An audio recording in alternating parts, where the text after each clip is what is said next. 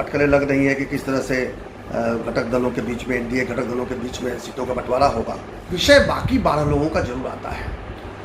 ये 12 नॉमिनेटेड जो हैं ये एक स्पेशल केस हैं, क्योंकि आप देखेंगे अगर तो 2012 में जब 12 सीटें खाली हुई थी उसमें भी गठबंधन टूटने के 1 साल बाद, लगभग 1 वर्ष बाद जब नॉमिनेट किया गया तो जदयू ने अपने 12 विधान पार्षद भेजे। वही जो भी फार्मूला बनता हो, जो बिहार के विधानसभा के चुनाव में एनडीए जो जिस तरह से आपस में सीट बांटने वाली है, उसी तरह से पहला प्रयोग हो जाए कि विधान परिषद की ये 12 सीटें आपस में बांट ली जाए और तुरंत इसको नॉमिनेट कर दिया जाए। इसका तो कोई भी कोविड से या जो लॉकडाउन है उससे कोई संपर्क नहीं है। इस बयान के शुरुआत में आपने कुछ बातें समझी होंगी और कुछ बातें आपके समझ में नहीं आई होंगी।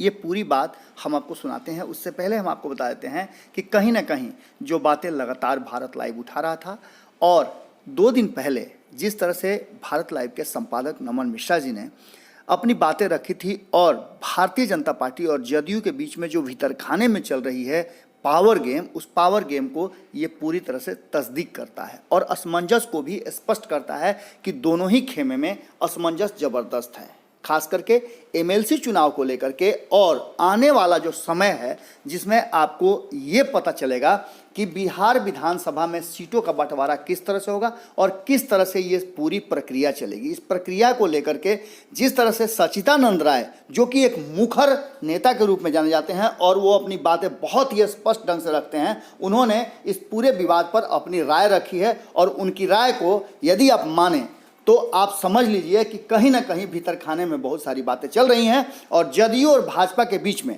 जो कुछ भी चल रहा है वो बिहार विधानसभा चुनाव से पहले का एक बड़ा परिवर्तन या कहा जाए तो पावर गेम की तरफ इशारा कर रहा है। और इस पावर गेम में नीतीश कुमार एक बार फिर से भारतीय जनता पार्टी को बैकफुट पे या कहा जाए तो घुटनों पे लाने के लिए मजबूर कर सकते हैं। हम सुनाते हैं आपको सच्चिदानंद राय की पूरी बात, आप खुद सुनिए और निर्णय कीजिए कि आखिर क्या चल रहा है जदयू और भाजपा के बीच।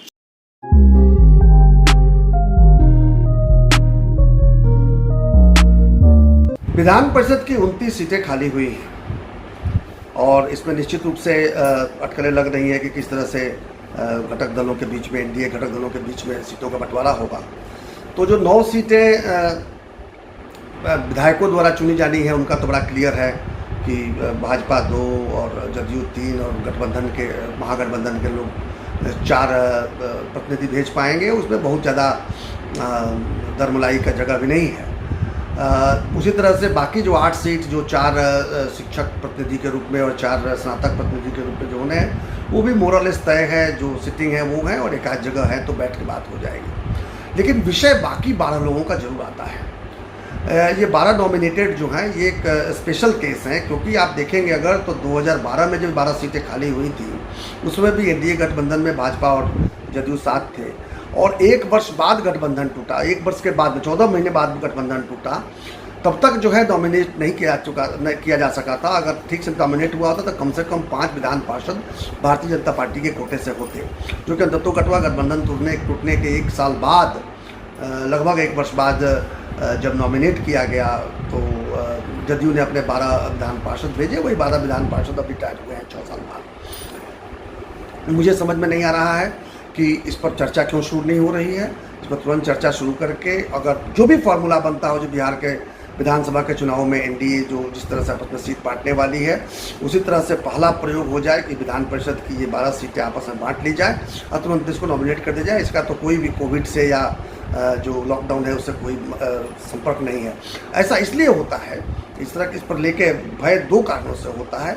एक तो 2012 का अनुभव और दूसरा 2017 का एक नया अनुभव है, जब हमारे विधान परिषद के सभापति जब अवधेश नारायण सिंह जी टेक्निकल कारणों से रिजाइन किए थे, क्योंकि उनका विधान परिषद का कार्यकाल पूरा हो गया था और जब वो दोबारा जीत के आए तो उन्हें पुनः शपथ लेना चाहिए था।